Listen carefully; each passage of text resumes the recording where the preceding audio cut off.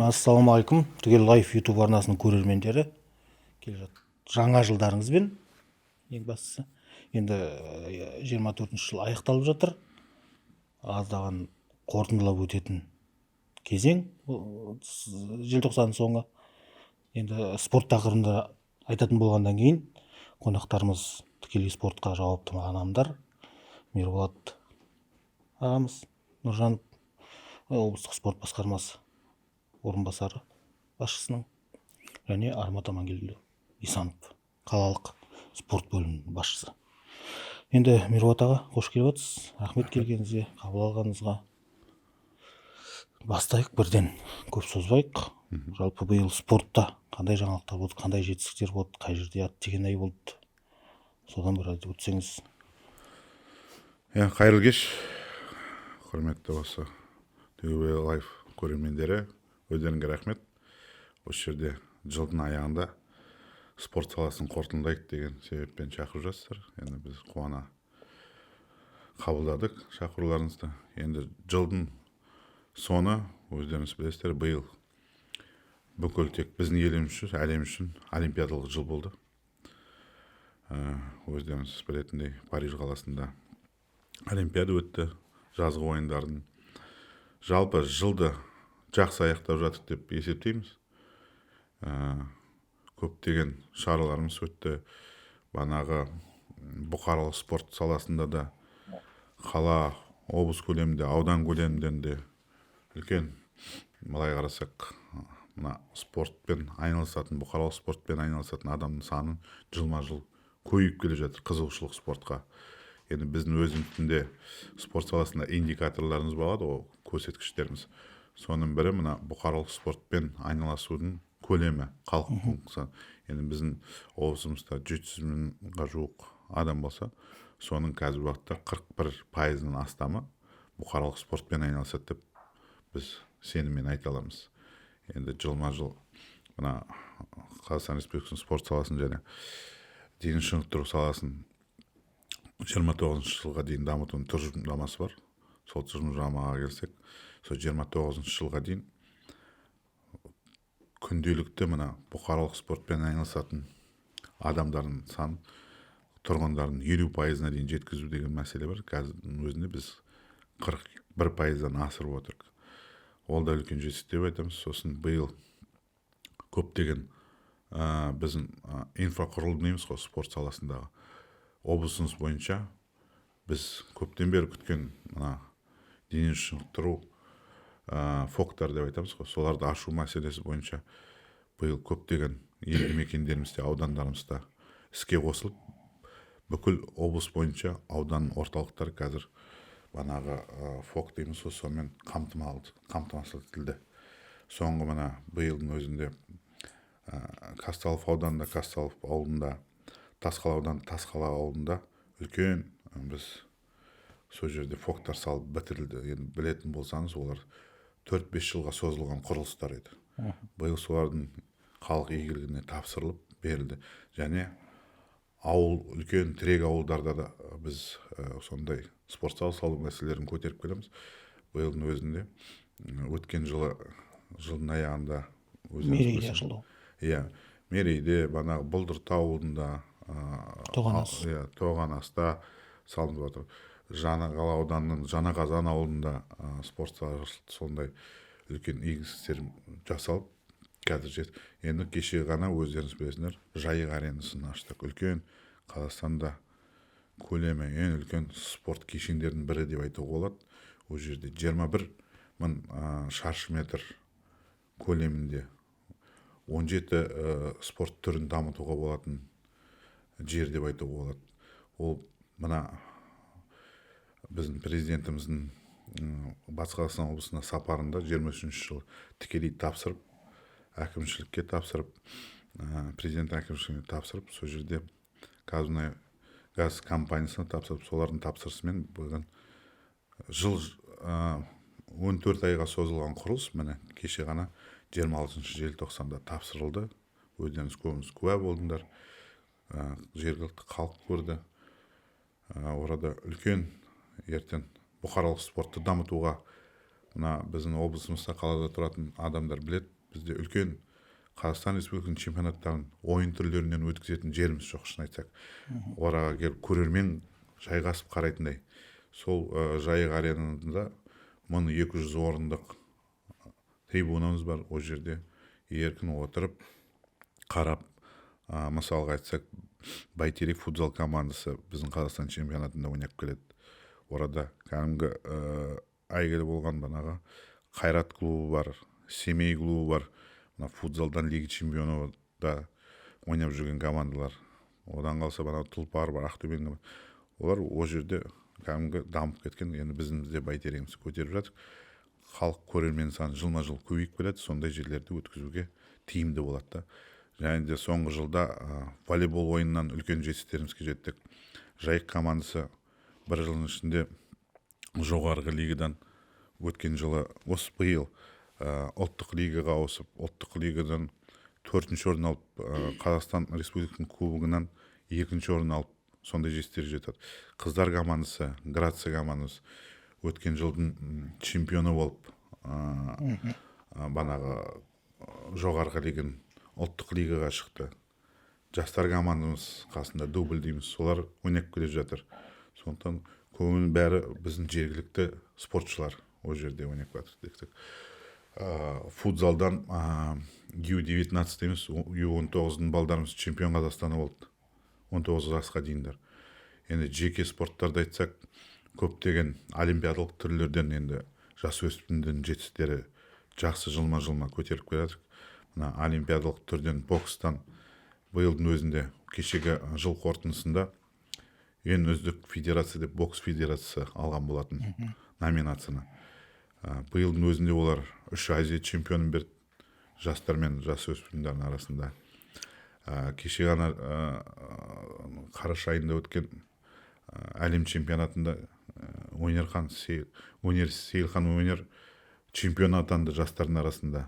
Ол осы күнге дейін бокста біздің өнерде ондай болмаған. Кешегі өткен чемпионат Қазақстан ересектердің арасында 2 чемпионымыз бар. Қыздардың арасында қола жүлде алды Ишанова Ақнар деген қызымыз. Сол енді жасалып жатқан жұмыстың еңбегі деп айтамын. Банағы өзіңіз айтқандай Аттинай дейсіз ғой енді.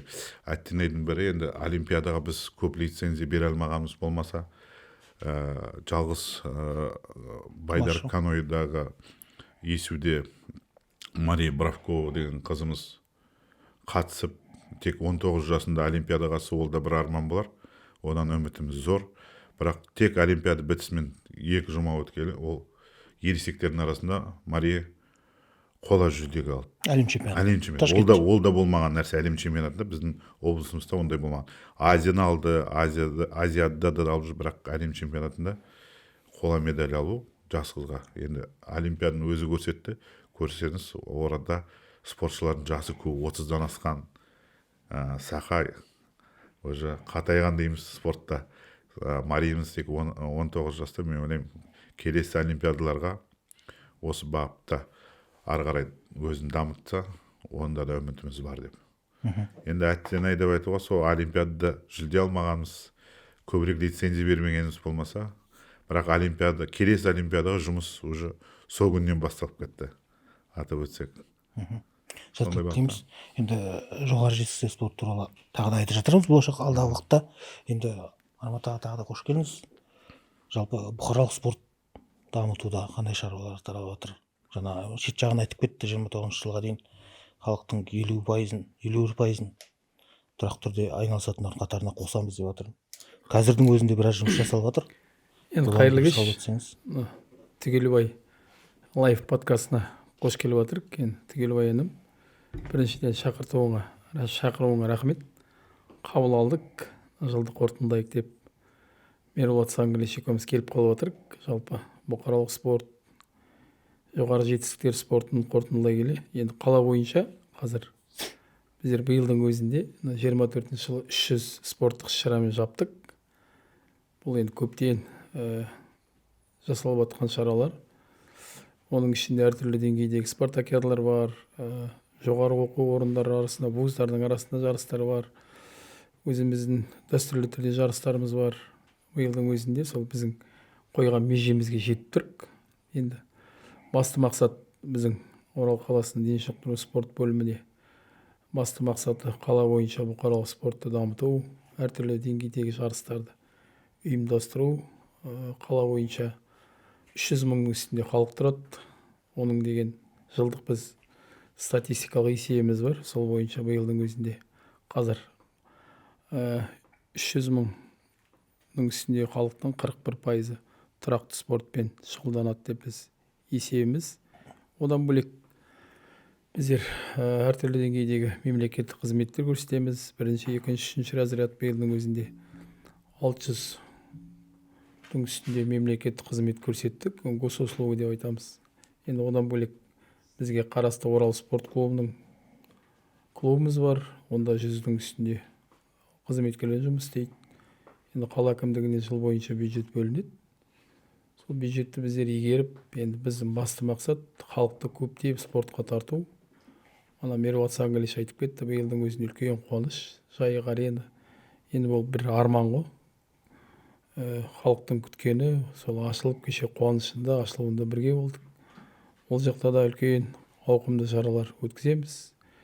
Енді біздер спорт бөлім деңгейге бөлеміз. Жазғы уақытта ең бастысы балдардың уақытын тиімді пайдалану керек. Қысқы уақытта қазірдің өзінде жаңа жылды қарсы алып, қысқы спорт түрлеріне дейін қоямыз. Одан бөлек жазғы спорт түрлері бар. Таза ауада жүгіру, басқа да спорт түрлерімен. Енді біздің көздеген мақсатымыз Орал қаласындағы аккредиттелген федерациялар бар ғой. Солармен қалыпқа жұмыс қою. Оның үстіне бірінші басқармамен тікелей жұмыс жасау, спорт басқармасы. Одан бөлек федерациялармен қазір кез келген шара ұйымдастырғанда біздер федерациялармен бірлесіп, солардың келісімін алып жарыстар өткізіп отырық.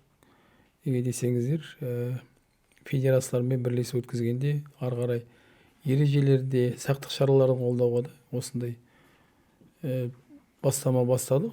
Енді одан бөлек үлкен ауқымды шаралар биылдың өзінде 24-те өткіздік. Оның бір айта кететінім жайық жүйрігі, Батыс Қазақстан облысының ашық чемпионат бәйге түрлерінен.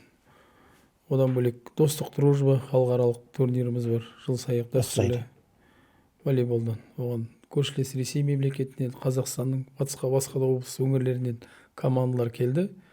Биылдың өзінде оның жастар арасында, молодежь жастар арасында өткіздік. Оның ауқымын ары қарай жақсылап көтеріп ұйымдастыру.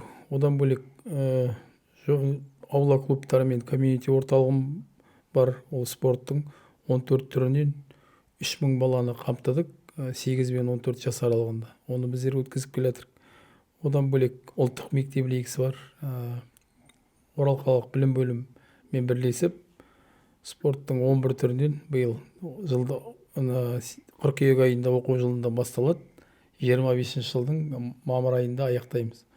Оның өзінде қазір біздер 50 мектеп қала бойынша спорттың 11 түрінен 22 мың адамды қамтып отырық. Осындай мәселелеріміз бар.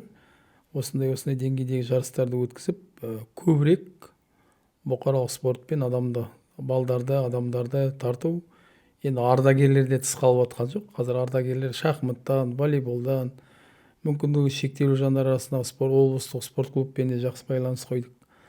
Енді ол спорт клуб спорт басқармадан қаржыландырады. Біздер бірлесіп күнтізбелік жоспар дайындап, солармен бірлесіп жұмыс жасаймыз. Әлі де атқаратын жұмыстарымыз көп. Енді ұлттық спорт федерациясы бар, бәйге федерациясы бар, көптеген федерациялар бар. Қазірдің өзінде біз әлі қолымыз жетпей жатқан федерациялар көп. Осы қаламызда олармен де ары қарай бірлесіп жұмыс істейміз. Енді басты мақсатымыз денсаулық ұрпақ тәрбиелеу, балаларды спортқа тарту, мектеп жасындағы балаларды. Енді нашақорлыққа қарсы тағы да басқа әртүрлі деңгейдегі шараларымыз бар. Енді оны айта бермей-ақ қойын. Енді басты мақсат осы. Мына қазір енді шыны керек мемлекеттен қолдау бар. Әрбір ауданда, әрбір қалада үлкен дене шынықтыру сауықтыру кешендері салынып отыр ғой. Солардың ішінде көптеп шаралар, керемет жарыстар өткізіп ойда бар. Сосын енді қазірдің өзінде өзімізге қарасты Шаған өзенінің оң жағалауы бар. Ол жерде де біздер қазір көптеген жүгіру жарыстарын ұйымдастырамыз. Одан бөлек Арқан саябағымыз бар. Ол жерде шаңғы маусымы ашылды. шаңғы маусымын ашамыз. Қазір осы қаңтар айында қаңтар айының ортасынан ары қарай шаңғы маусым жарысын ашамыз. Ол жерге аудандардан, басқа облыстардан да бір жақсы үлкен шаңғы маусым 2 күндік шарамыз бар. Оған да әзірленіп жатыр. Енді жалпы айта кететін осы. Енді басты мақсат біздің енді мына қазірдің өзінде білесіз, балалардың каникулы, қысқы демалыс кезі. Енді ол жерде қазір қала бойынша 12 жерде мұз айдыны бар. Біздің есеп бойынша оның 3-і ақылы, 9-ы тегін. Қазір қаланың құс фабрикасы, автопаркте, тағы да басқа жерлерде 5-ші шағын ауданда мұз айдындарын қойып жатыр. Қазір мердігер ұтты, анықталды. Сол бойынша да жұмыстар бар. Ең бастысы жағдай жасау, бұқаралық спортты дамыту. Сол бойынша жұмыстар. Енді жаңа аула клубтары деп қалдыңыз, осы жерде сұрақ қойып кетейік. Аула клубтары дегеннен бөлек, аулаларда, әрбір үйдің аулаларында ойын алаңдары салынды ғой. Оның қазір неше ойын алаңы бар екені менің есімде жоқ, бірақ нобайы сіздің баланста, Қазір солар қала жөнделе ме, бойынша олардың қала жөнделе бойынша ме? 481, біздің есеп бойынша 481 спорт алаңы бар. Оның 48-і ғана бізге қарайды. Қалғаны ЖКХ дейміз ғой, Орал қаласының ЖКХ бөлімі, Түкіш дейді. Сол бөлімге қарасты. Одан бөлек Желаев, Деркөл кенті, Зашаған кенттеріне де қарасты спорт алаңдары бар. Енді бірден бір проблема бізде осы алаңдарды күтіп ұстау. Жыл сайын қала бюджетінен осы 48 алаңға 30 миллионның үстінде ақша бөледі. Оны жыл сайын біздер арнайы комиссия құрып, тексеріп, жыл сайын 4 спорт алаңына жөндеп келатыр. Кейбір өкініштісі, кейбір алаңдарды бүгін жасап кетеміз, ертең екінші күн сындырып атады. Содан кейін халықтың арасында наразылық. Енді қазір жылына 4 рет мониторинг топтарын құрып отырық.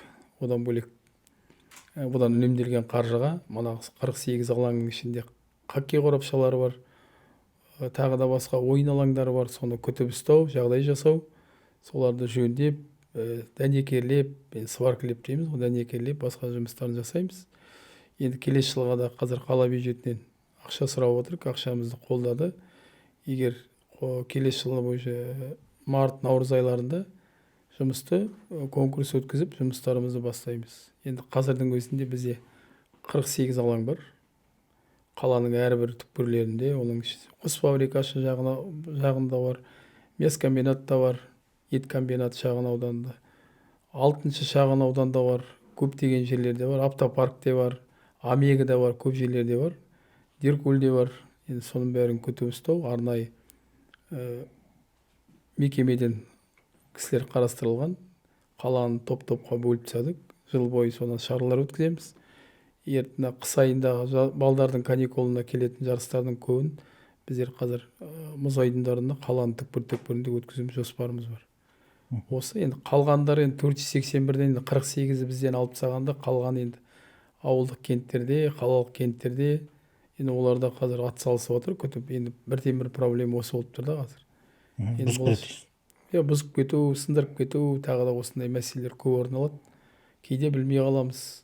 Сосын сындырып кеткеннен кейін үнемі әлеуметтік желіде айтып отырамыз. Біздер соны қараңыздар, бірге қорғайық деген ғой. Сондай мәселе. Енді алаң сапасын айтқаннан кейін, енді осы кезге дейін, биылға дейін барлық 10 ауданда болды да, Казталов пен Тасқаланың фогы биыл ашылды. 2024-те ашылды.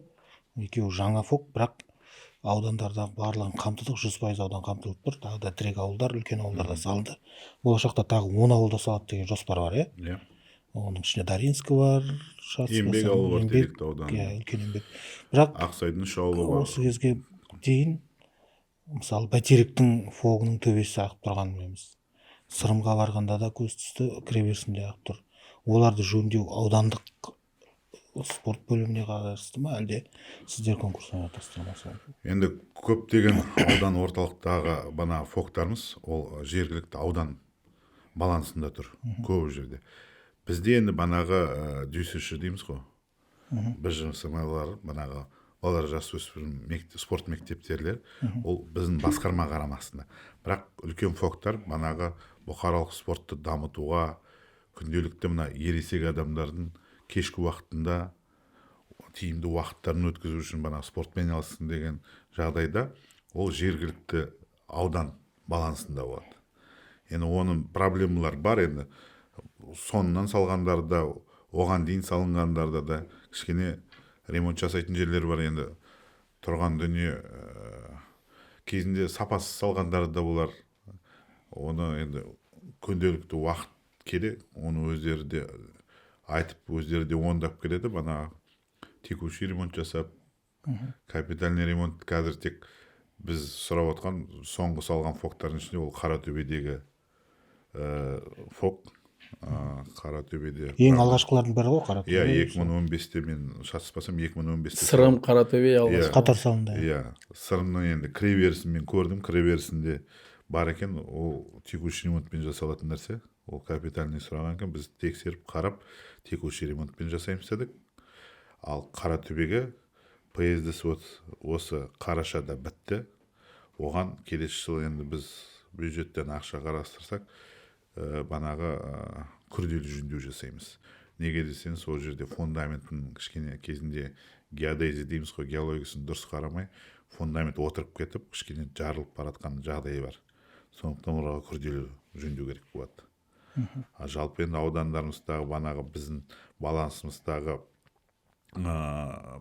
дүйсішалар отырған недер, енді көбіне жөндеу керек.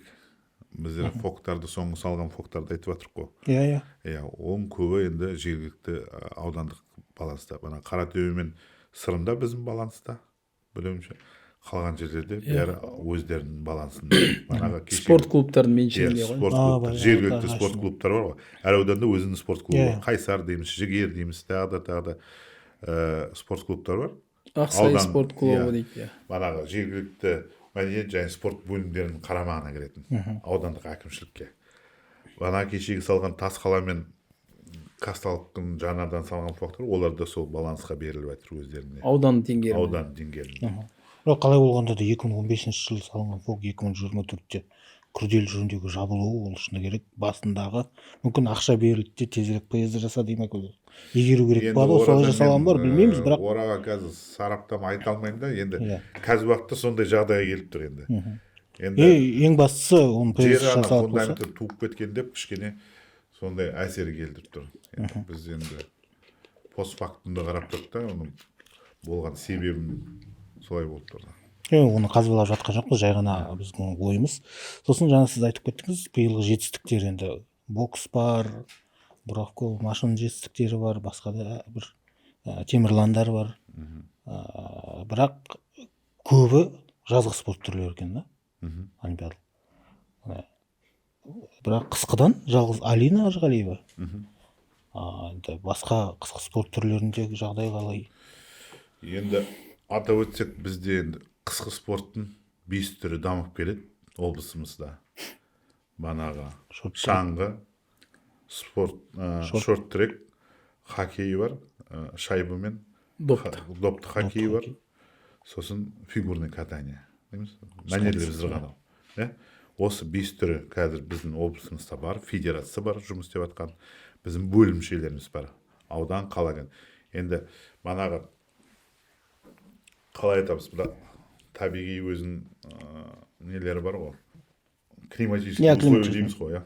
Енді біз оңтүстік аудандарда көп ояқта қар болмауы мүмкін, мұз болмауы мүмкін, сондаяқта ояқта дамып керек жоқ. Бізде енді міне Орал қаласы, Теректі, Бәйтерек, Бөрлі, Шыңғырлауда ондай спорт түрлерін дамыта аламыз енді. Тасқала бар да? Тасқала бар.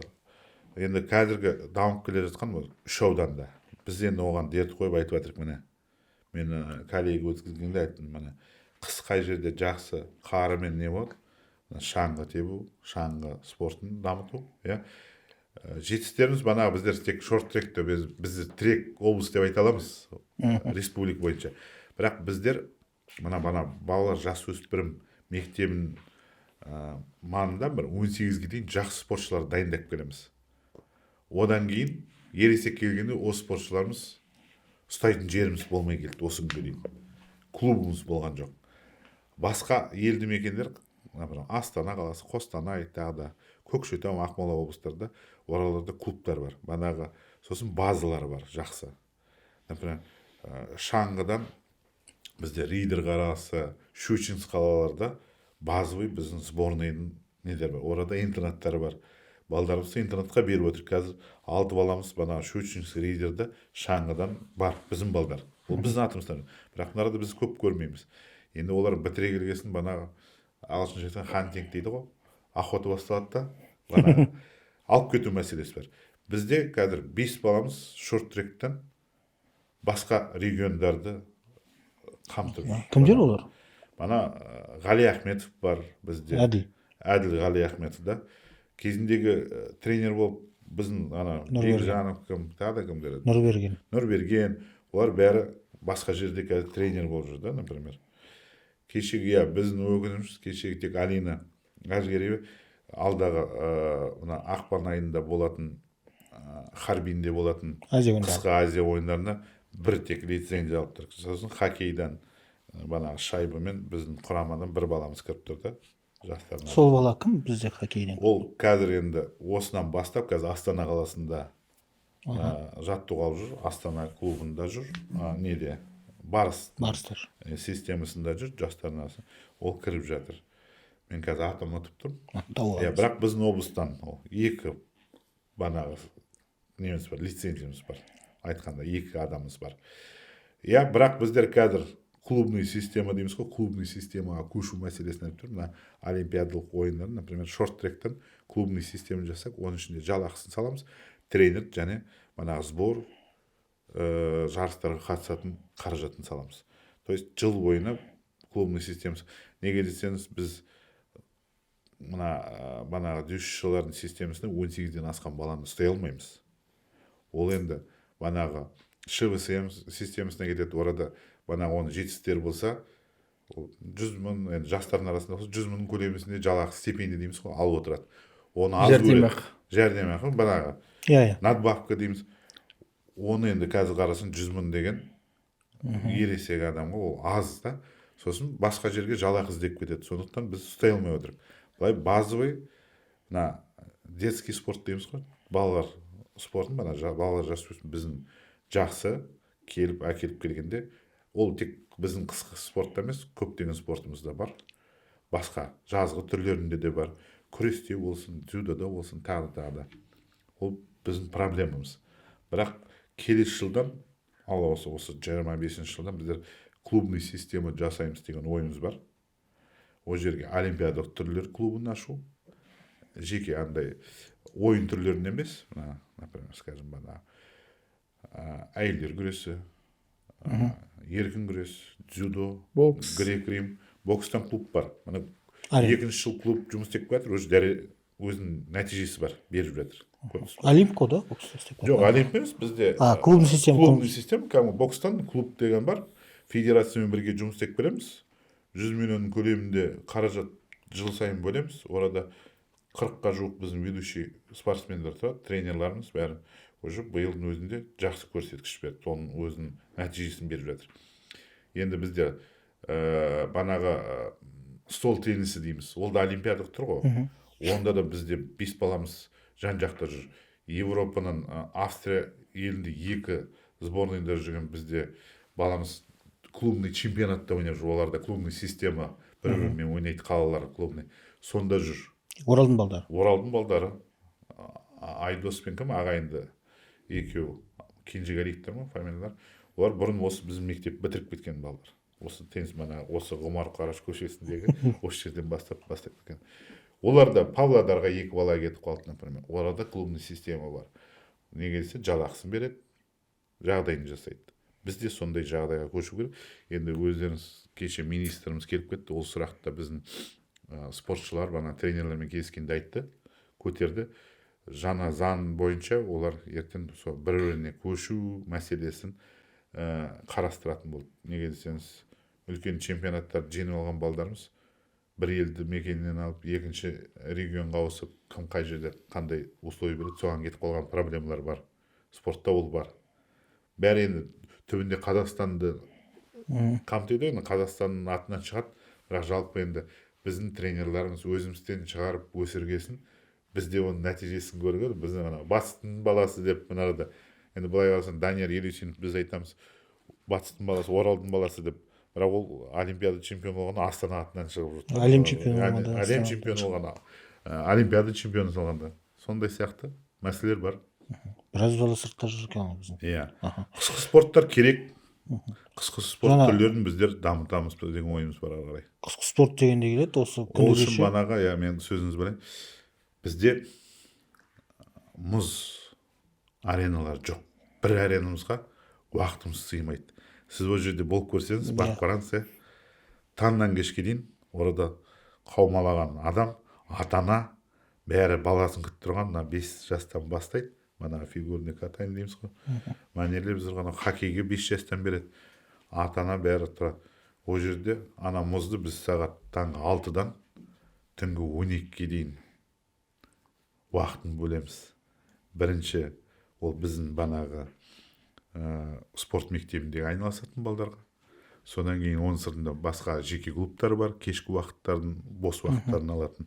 Например, бізде хоккейдан бар 2 клуб, мында банағы мәнерлеп зырғанаудан 2 клуб бар. Енді банағы біздер ана жан басына шаққанда ақшалай қаржыландыру бар ғой. Даму бала. Соның аясында жұмыс істеп жатқандар бар, а басқа жерде мұз жоқ. Банағы Ice House деген неміз аш, ол кішкентай, ол да бірақ өзінің кішкене разгрузкасын берді. Енді біздің инвесторлар болып, әлде осындағы жергілікті бизнесмендер тағы да бір мұз айдынын саламыз деп не істесе, ол керек нәрсе, мұз айдыны. Соның бәрі тормозит етеді біздің ары қарай дамуымызды. Уақыттың жоқтығы, енді мына шаңғыдан басқасы бәрі мұзда бізде. Хоккейім болсын, мәнерлеп зырғанау болсын, іштегі мұзда дейміз ғой, аренада. Шорт-трек. Қысқы спорт дегенде келеді ғой. Күні кеше Щучинскіде екен, Шығыс Европа кубогы деген өтті. Сонда Елбек Елубаев, переметінің баласы, әлем чемпионатына баратын болды. Кубокты алды, әлем чемпионына жолдама алды. Италияда ақпан айында әлем чемпионы болады, юниорлардың арасында. Соған жолдама алды. Сол енді Антоновадан кейін бізде әлем чемпионатына қатысқан шаңғышы болған жоқ қой. Араға бір 30 жыл салып бар. 30-40 жыл салып. Енді Алмат Амангелдиевич, сізден демей отырып қалмаңыз. Кезектестіріп отырайық. Біраз адамды қамтыдық, ардагерлерді де қамтыдық, жастарды да, балаларды да қамтып жатсыз бұқаралық спортқа деп айтып жатсыз. Енді мұз жетпейтінін естідік, мұз құйып жатыр екенсіз. Осы жерде енді журналистердің арасындағы жарыстарды да осы өзіңіз басқару болып өткізіп жатсыз. Рахмет. Студенттер қалай? Жалпы онда қаланың тең жартысынан демей-ақ қояйық, біраз бөлігі студент жастар. Жалпы студенттерді бұқаралық спортқа тарту, олардың арасында өзара бәсекелестік қалыптастыру бағытында жұмыстар атқарылып жатыр ма? Енді деген айта кетейін, қала бойынша ауылдық жерлерде колледж бар, қала бойынша жоғарғы оқу орындары бар. Енді биыл біздер бір проект бастадық. Ол жоғарғы оқу орындары арасында және те колледждер арасында бір спартакиада. Енді оған биылдың өзінде бізде 18 команда қатысты. Айта кетейік, Жәңгірхан атындағы университет бар, Махамбет Өтемісов бар, Казету дейміз, Зікиту, осы 4 вуз ғой бізде қалада. Олардың Жәңгірхан атындағы вуздың жоғары оқу орнының ректорына кіріп біздер келістік. Соның басында өткіздік. Қала бойынша енді жалпы командалардан қатысуы жаман емес. Енді деген болашақта да жұмыстанамыз. Енді студенттер қазір не көп, студент көп қой шыны керек. Оны қызықты қылып Европа елдерінде, мысалы Америкада да ол студенттердің арасындағы жарыстар ең жоғары деңгейде. Сол жерден өзі құрамаға, ұлттық құрамаға кіретін спортшылар бар да.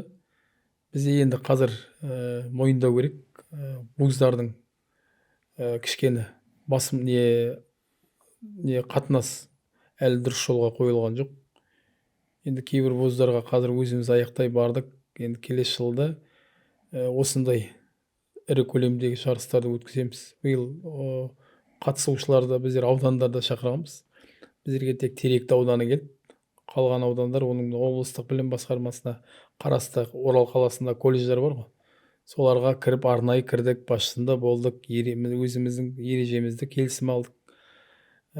Бүкіл Орал қаласындағы жоғары оқу орындарымен келісімін алдық. Бірінші рет өткіздік. Спартакиада жақсы деңгейде өтті. Енді келесі жылы мана шаңғы спортын айтып кеттік қой.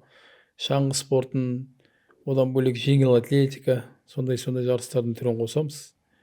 Қазір одан бөлек колледждар, мысалы ауылдық жерлерде біз облыстық басқармамен келісіп облыстық деңгейде өткізгіміз келеді. Қалалық әкімдік бар, спорт басқармасы бар, жоғары оқу орындары бар, білім басқармасы бар. Солармен бірлесіп үлкен бір проект бастағымыз келеді. Оның ішінде жыл сайын дәстүрлі түрде биыл біздер баскетбол қостық, волейбол қостық, қыздар балалар, футбол қостық, үстел теннисін қостық, ұлттық спорттың түрлерінен де қостық.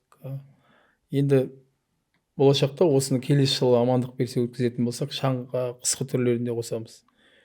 Енді ол бір жақсы бір жоба. Біріншіден бізге қолдау керек. Енді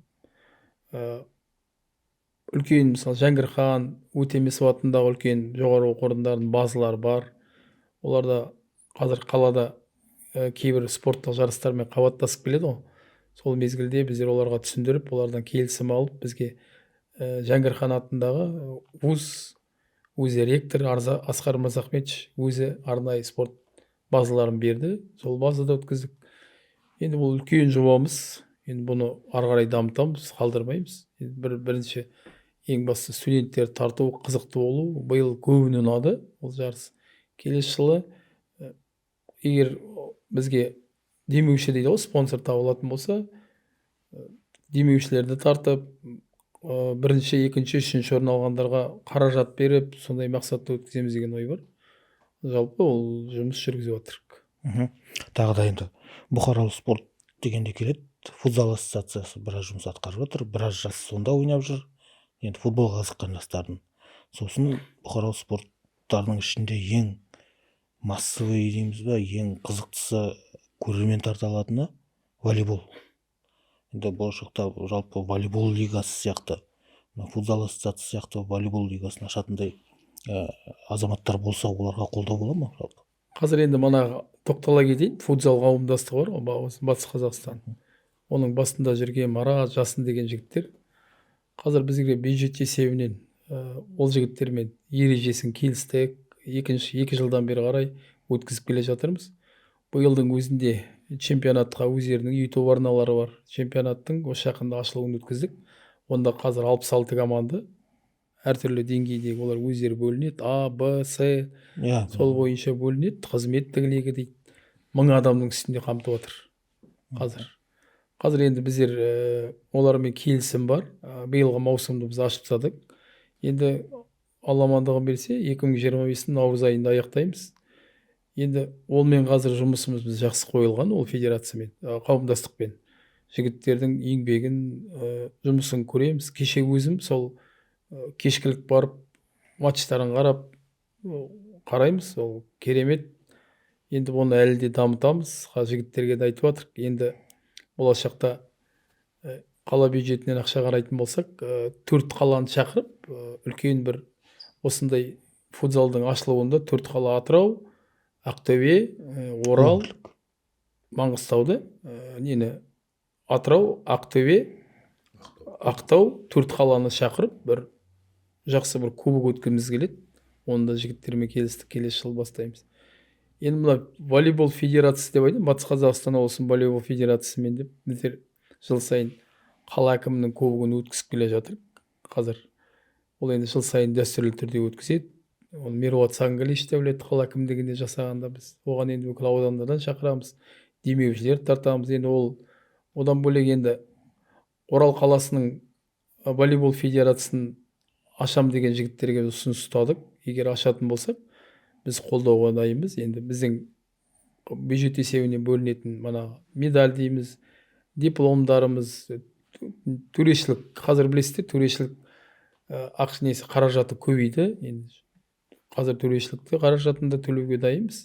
жігіттерге жүрген жерде ұсыныс айтамыз. Қазір енді футбол федерациясымен де біздер жақсы жүйе бар. Биыл Орал қаласының чемпионатын өткіздік. Онда да көптеген командалар қатысты жаз бойы. Енді біз бір қалалық волейболдың лигасында біз алдында бір жігіттерге де ұсыныс айтқанбыз. Егер ұсыныс білдіретін болса, қазір көрермендер болса, қарап отқан біздер қолдауға дайынбыз. Келетін болса, қаржы жағынан да, төрешілік жағынан да қолдаймыз. Өзімізге қарасты спорт клубтың басшысы бар, одан да уақыт тауып береміз. Әлде спорт басқармамен келісіп уақыт тауып береміз. Енді басты мақсат халықты тарту, спортқа қай тарап болса да біз қолдауға дайынбыз. Келем деген есік ашық. Енді екі жаққа да ортақ сұрақ болатын бар. Мына бізде бұрын Ақжайық марафон деген болды жеңіл атлетикадан. Қазір енді Run KZ дейді, Уральск Раннерс, Ақжайық Раннерс, жеңіл атлетті жүгірушілер клубтары да ашылып жатыр ғой. Енді осы Ақжайық марафон 2-3 жылдан бері өтпейді. Соны жандандыратын, әлде оған бір қаражат жетпей жатыр ма? Өткен жеңіл атлеттерде өздерінің арасында республикалық турнирлер, жарыстар өткізіп тұрса деген нелері бар. Ол ой бар, марафон деген енді бірде-бір ол банаға көпшілік жүгіру дейміз, марафон дейміз. Ол банаға бұқаралық спорттың бірде-бір тиімді адам тартуға да ыңғайлы. Сосын жылма-жыл осы жүгіруді ары қарай қарқынды соған серпіліс беруге жақсы әсерін ететінін білеміз. Биыл өтпеді. Биыл енді су тасқыны болды жылдың басында. Оны тағы да айттық. Сосын қала күніне өткіземіз деген ой болды. Оған көптеген жоспарланып қойған басқа марафондар болды. Атырау марафон, Алматы марафон деген, Көкшетаудың марафон, оны жүгіретін адамдар жан-жақтан келетін болған, олар графигін қарап отырады, қай жерде қандай елде. Олар бәрі бір-біріне жұма сайын келгесін, олар бізге қатыса алмайтын болды көп марафоншылар. Қыркүйек пен қазанның аяғы. Ары қарай енді адамдар күн салқындап кетті, сөйтіп келгенде биыл өткізе алмадық. Бірақ келесі жылға біз облыс көлемінде, басқарма көлемінде біз оған қаражат салып, жақсы етіп жасай. Бізде енді марафон өткізу кішкене қиындау. Біздер жартылай марафон дейміз ғой, халық марафон дейді. Жартылай марафонға бізде тиімді 21-де 2 шақырымға. Енді біздің қаланың ортасы шағын болғасын 42 километр жүгіргенде көп уақыт алады да, ол 3-4 сағатқа таңертең бастасақ түске дейін жолдар жауып, қаланы жауып тастау керек боламыз да. Енді былай да үлкен марафондар болып жатыр ғой, біздің бірақ ол да бір мәдениет қой. Бостон марафон дейді. Бостон марафон деген ол деген жыл бойы бір дайындалып жатады. Бәленбай елден адам келеді да, знаменитый марафондар. Лондон марафон дейді. Мен оны өзім көзіме көрдім Лондонда. Былай қараса, нән қаланы бәленбай халық көшеге шығып, бәрін қарсы алып, бәрін қолдап жатады. Бәрін жаяу жүріп соны қарайды.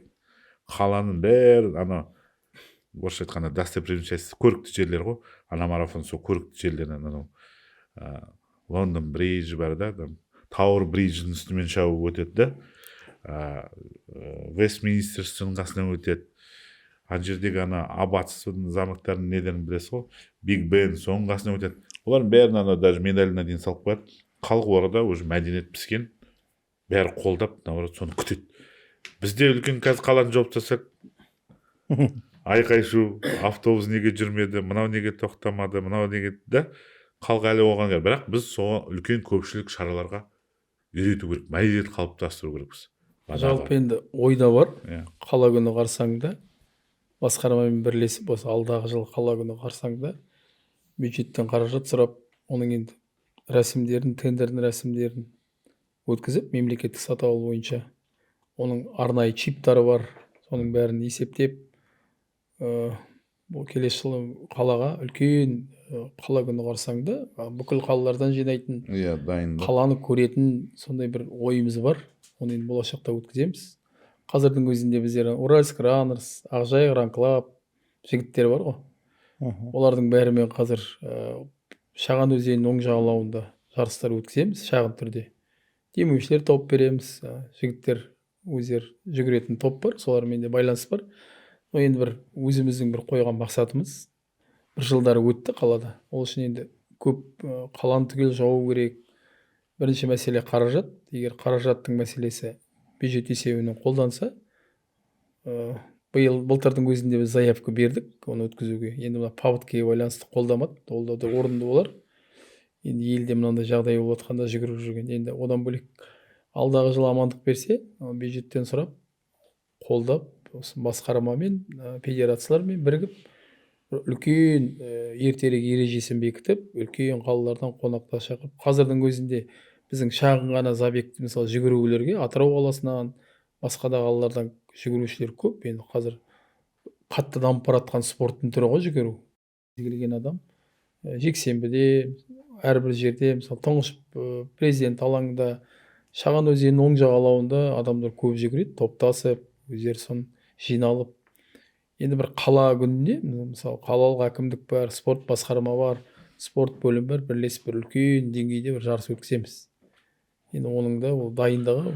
Марафонның бір дайындығы, оны алдын ала бір 3-4 ай бұрын бастау керек.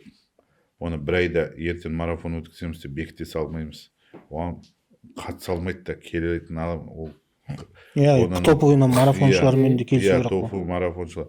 Оның банағы арнайы медальдарын дайындау керек. Банағы чиптарды заранее заказ беру керек. Ол да Қазақстанда 1-2 фирма бар, ол чиптарды беретін, считыватель дейміз ғой, санайтын. Оларына бір банағы Алматы марафонда жүрсе, банағы Атырау марафонда жүрсе, олар заранее келісіп қояды. Бізге бір жұмада келе қоймайды олар. Сосын санын білу керексің қатысушылардың. Олар арнайы сайтқа тіркеледі қатысушы. Регистрация болады. Оны көріш журналистермен хабарласамыз. 1000 бола ма, 2000 бола ма чиптардың санын білу керекпіз. Енді бұрындары деген қала күніне деген қыркүйек айында тойланады ғой, Орал қаласының күні. Енді кішкентай жарыстар өткізіп жүрдік та, одан қамтылмайды да, ақыбат жоқ. Енді қазір уже 2 жылдай болды, өзің көрушісің, Түгелбай. Дәстүрлі түрде жайық жүйрігін қойдық. Ол жайық жүйрігі ең бірінші бастау алды. Ақжайық ауданында өтті, сосын Бөрлі ауданында 2 рет өтті, содан кейін қалаға алып келдік. Енді ол бұл жерде бәйге түрлерінен, енді қазір шынын айту керек, жайық жүйрігі деген батыс өңірінде бренд. Биылдың өзінде оны Қазақстан Республикасының бәйге федерациясы республиканский календар күнтізбелік жоспарға салып жатыр. Оның өзінде мысалы аламан бәйге, ұл аламан, топ, құнандар жарысынан биылдың өзінде 100-дің үстінде, былтырдың өзінде 150-дің үстінде ат келді.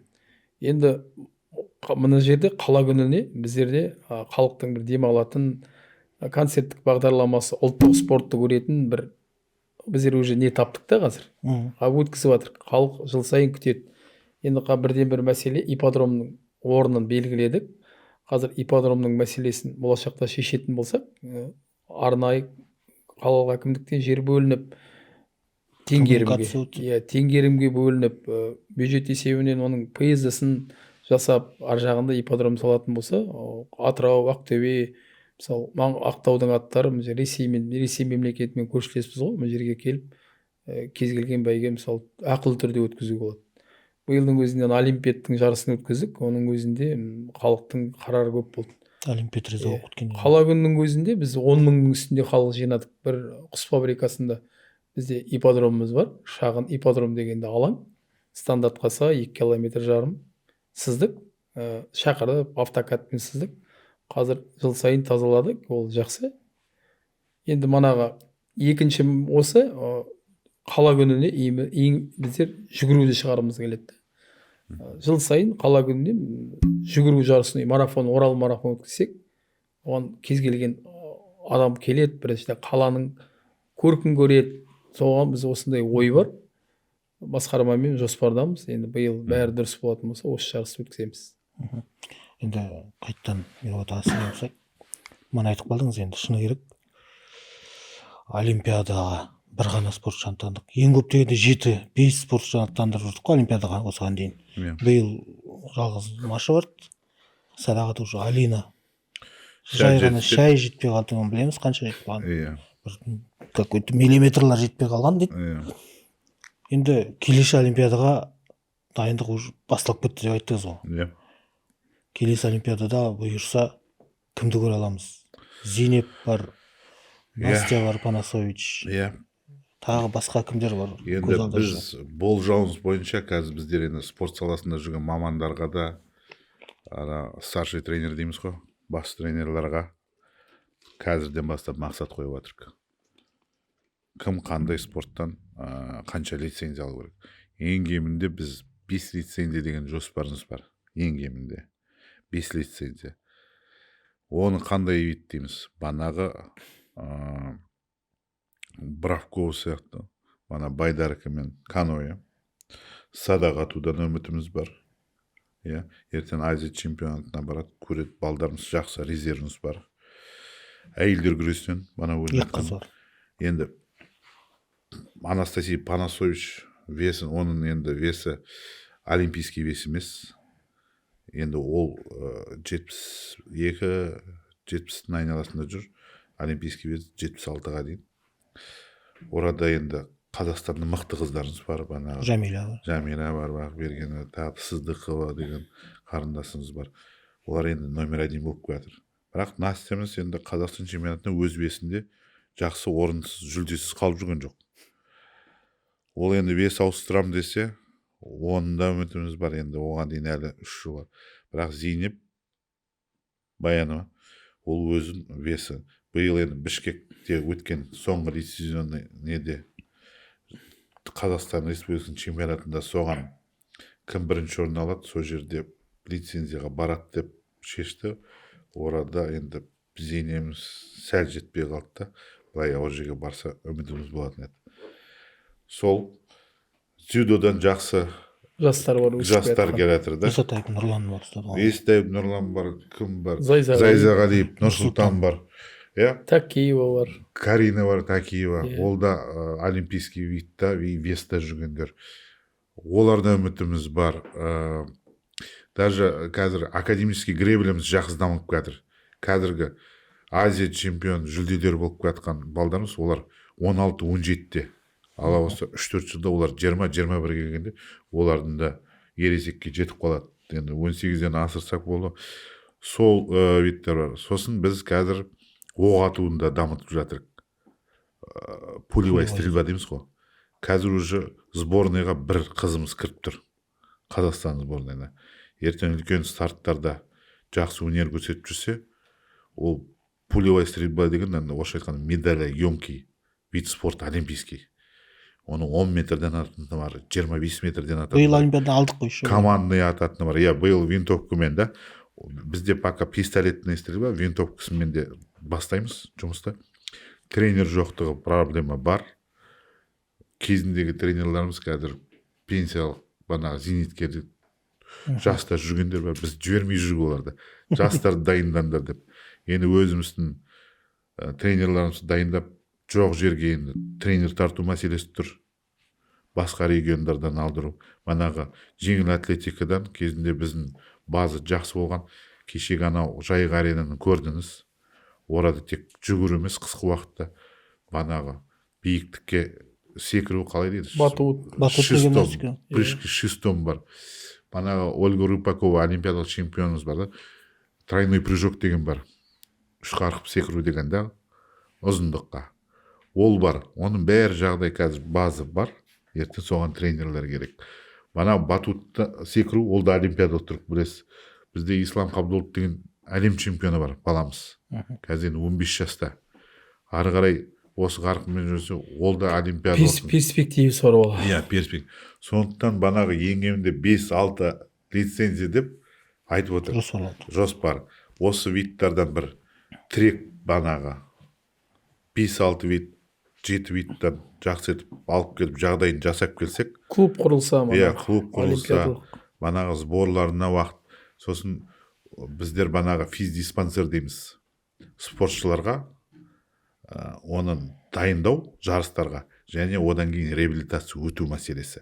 Ол осы күнге дейін қаралған жоқ біздің облысымызда. Келесі жылдан бастап сол физдиспансерді ашамыз деген ойымыз бар. Ол мына олимпиадалық түрдерден осы үміті бар адамдарымызды дәрігерлік сопровождение дейміз.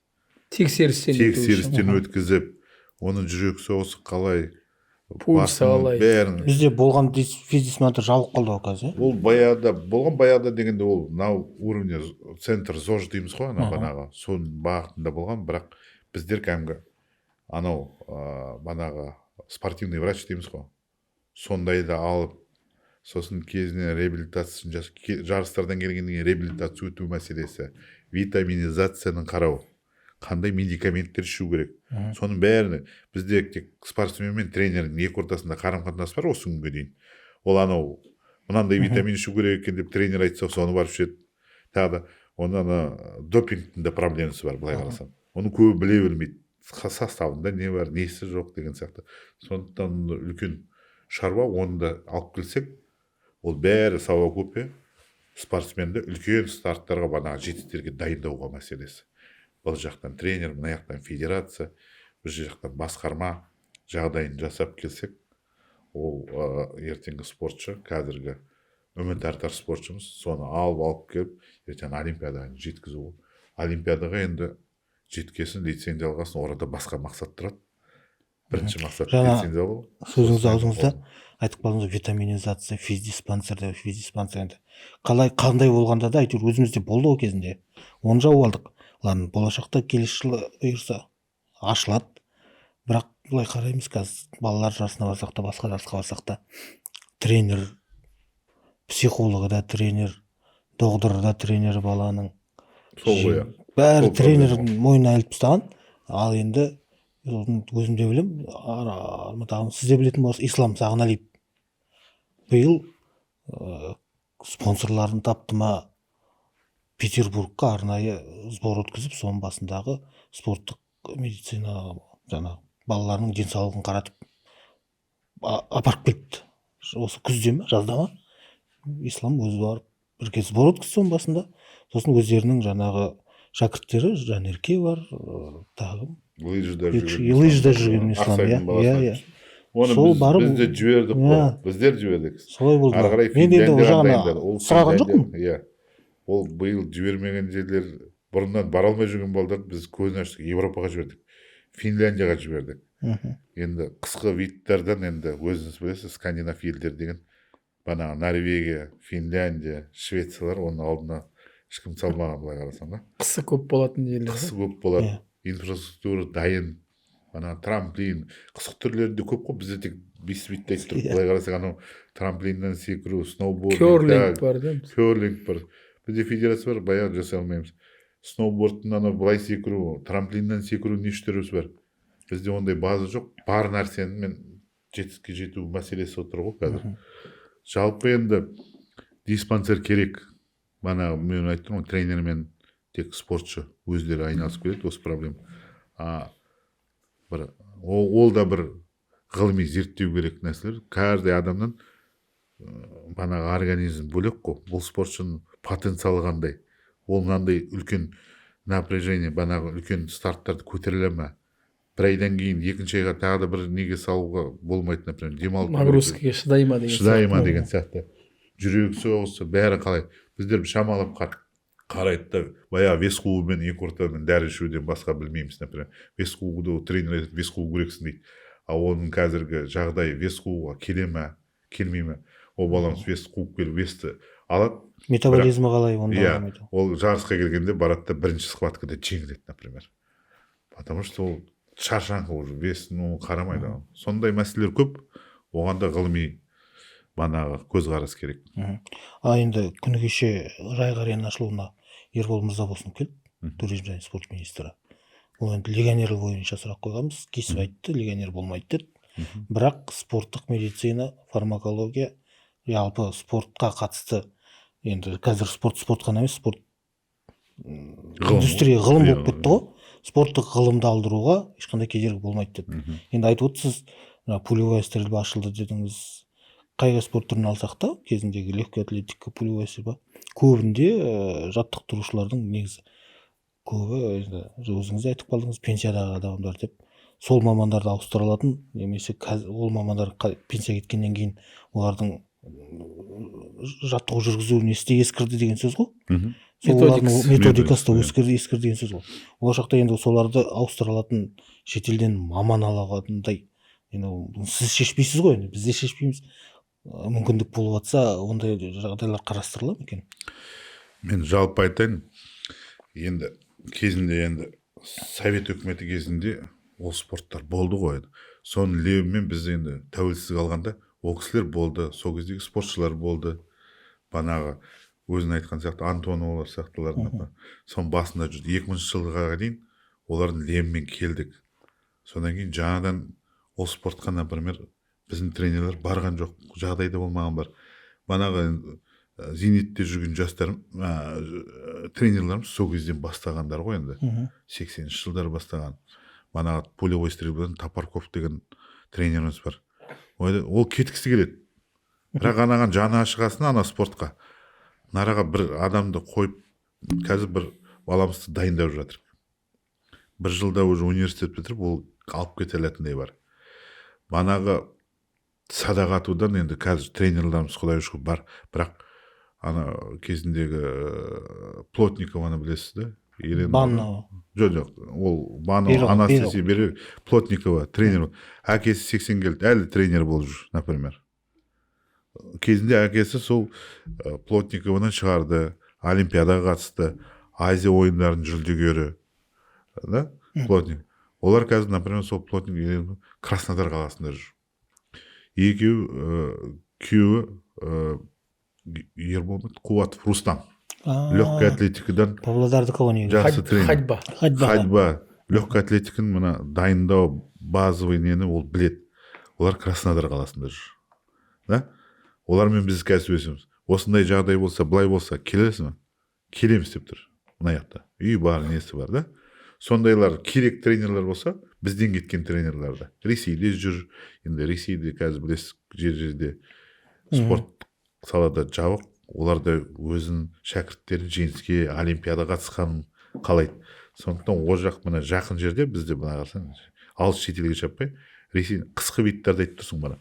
Қысқы биттер мана биатлон, жалпы айтамын. Биатлон, лыжный забегтерді орыстарында, например, қасымыздағы Ресей Федерациясында тренерлер первый тройкада деп айтуға болады. Енді любой олимпиадада олар медаль алып жүрді да, алтынды алып жүрді, күмісін алып жүрді.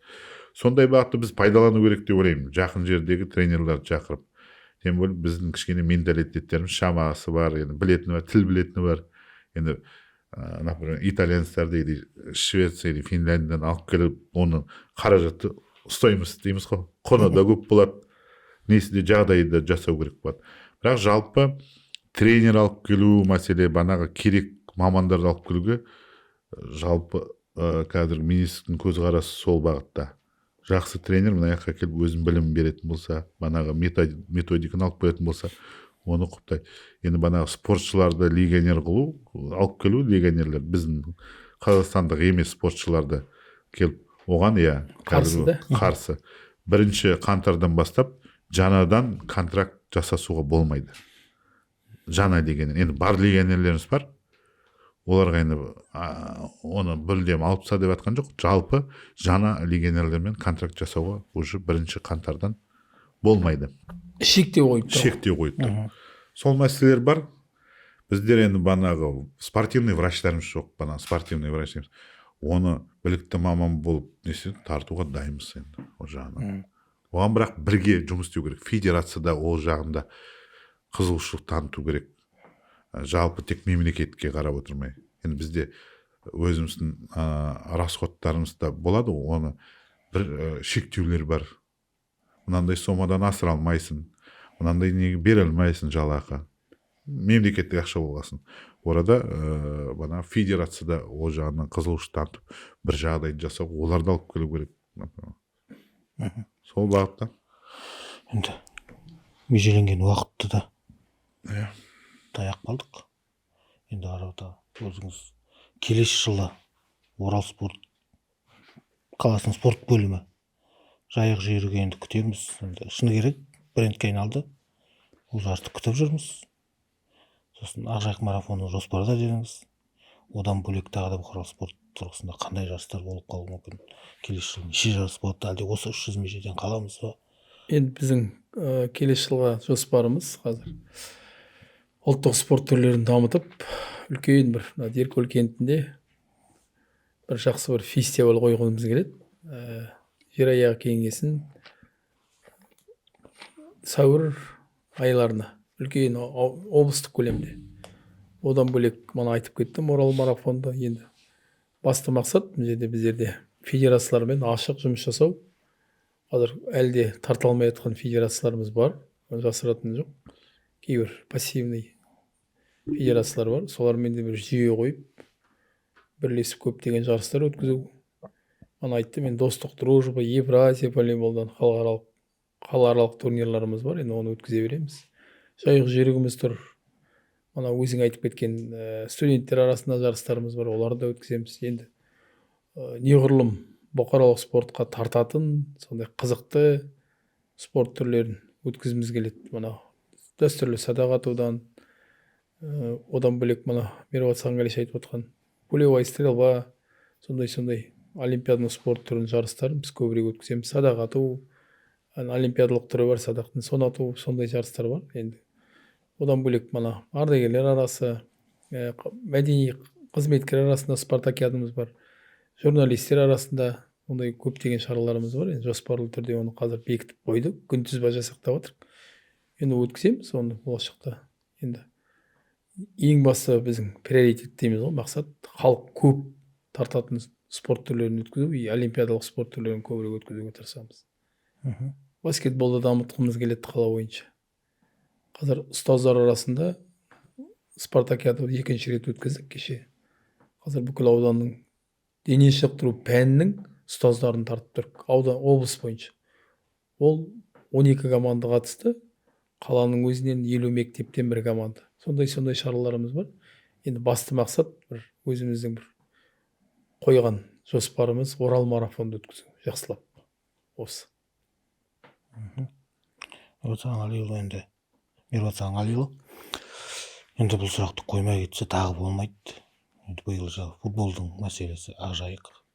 Енді неше түрлі ақпараттар жатыр. Біздерге сол жалпы қалай болады болашақта? Келесі жылы оған бюджет қарастырыла ма, әлде Батыс деген басқа футбол клубы ашылады деген сөз тарап жатыр. Соның барлығына бір нүкте қойып кетсеңіз. Жалпы енді осы жыл футбол, енді үлкен футбол дейміз ғой, кәсіби футбол үшін қиындау жыл болды. Енді Ақжайық біздің футбол командамыз енді Қазақстан Республикасының бірінші лигасында, біріншілігінде өнерін көрсетті. 15 команда ішінде 11-ші орынға тоқтады. Енді биыл бюджет тарапынан қаржыландырылған жоқ. Биыл енді оған банағы сатып алу, қалай айтты ғой? Мемлекеттік сатып алу тәсілімен жасалған біздің лотымыз ойналған жоқ. Енді 3 мәрте ойнатылды. Енді банағы соны біз енді тапсырыс беруші ретінде болдық. Енді соны ары қарай алып ойнататын мекемеміз бір жағдайларға байланысты қатыса алмады. Соны енді айта өтейін, енді Ақжайық футбол клубы жеке меншік клуб. Бірақ осы біздің облысымызды, қаламызды Қазақстан Республикасының чемпионаттарында өнер көрсетіп жүр біздің атымыздан. Осы күнге дейін осындай жағдай болды. Енді біршамасын айтып келдік қой, білесіздер, енді қалай болады, не болады деген ой ғой. Енді біз қаражатын аз болсын, көп болсын, енді 400 миллионның көлемінде келесі жылға да қаражаты қарастырылып тұр оны. Бана ойнату. Енді қазіргі қарыздар мәселесі, енді сол жердегі мердігер дейміз ғой. Сол қарыздармен қазір контрагенттер дейміз. Және ойыншылардың алдында қарыздар бар. Солардың жағдайын қазір шешіліп жатса, ары қарай бірінші лигада жалғастырады. Егер шешілмей болмайды деп бана банкрот болып, тағы да не болып жатса, біздер енді екінші лигада оны біз Ақжайық деп шыға алмаймыз. Сол жерге екінші лигаға баратын болсақ, басқаша атау жасап, екінші лигаға банағы біздің футболисттарды ары қарай қаржыландыру үшін, өзімізде ұстап қалу үшін әрекеттер жасаймыз. Ол енді осы қаңтардың басында шешілу керек. қазіргі енді инвесторларды қарап жатырмық, сол бір екі инвесторымыз қазір бар, келісім сөздер жүргізіп, келісімге келсе бағанағы қарыздарды жауып, футболшылардың алдындағы жалақысын бәрін жауып бергенде ары қарай футбол федерациясы сол команданы, например, Ақжайықты сол мысалы ары қарай лицензия беріп чемпионатқа қатыстыра алады. Қарыздар жабылмаса, ол командаға лицензия берілмейді чемпионатқа қатысу үшін. Сол мәселе бар. Бірінші лигада жалғастыра алмаймыз онда. Ол енді осы күнге дейін спортта бірде-бір проблема енді болып келді, әлі де бір нақты шешім тапқан жоқ, бірақ осы жаңа жылдың басында қаңтар айының бір 10-15-іне дейін шешіледі деген ойымыз бар. Рахмет. Ал қосарларыңыз жоқ болса, келгендеріңізге рахмет. Біраз мәселе талқылаған секілдіміз. Көңілдеріңіз шықты деген ойдамын. Енді жаңа жылда жаңа табыстарға жете берейік. Енді олимпиадаға баратын спортшыларымыз, олимпиадаға барады деген спортшыларымыз саны көбейе берсін. Өзіміз айтқандай бапкерлер мен басқа да мамандар шаршамай спортшыларымыздың жоғары жетістіктерге жеткізуінің жолында еңбек ете берсін деген еді. Рахмет. Рахмет.